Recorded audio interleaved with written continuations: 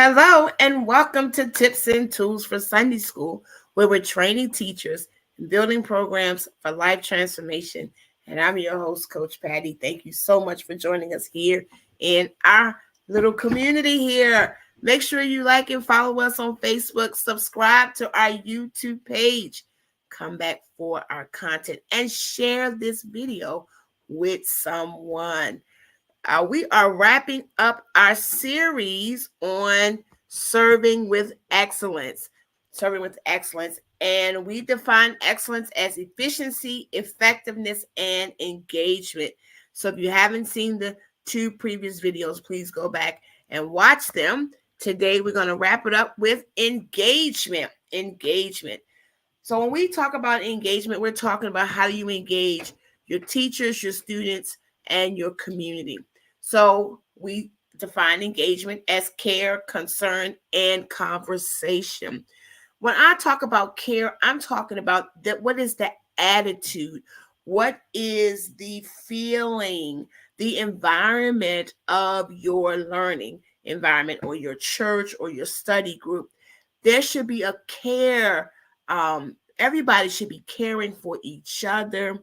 The teachers should exude care. And as the people come into your learning environment, they should understand that this is what we are. As the body of believers, we are called to care for each other. So that's an attitude. That is how we think. But concern is actually the action. We should show concern by making sure we meet the needs of our students and even of our teachers. That could be a spiritual need. That could be a physical need. It could just be anything that they need. How do we meet that concern? What can we do to care for our teachers and our students? If a student is missing, are you calling them and checking on them? If a teacher is missing, have you connected with them to see how can you help them?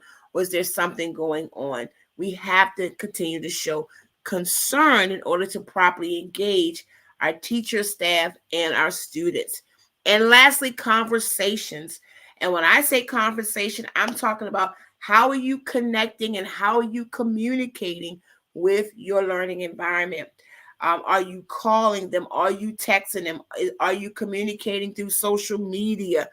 We must have conversations, and sometimes we have to have what we call courageous conversations as well, where we are motivating and encouraging our people through edification. We learn about edification to be more like Christ. So it's important that as you engage, if you have an excellence program that is engaging, you have an attitude of caring, you have an action of concern, and you have conversation, and you are communicating with your teachers, your staff, and your students.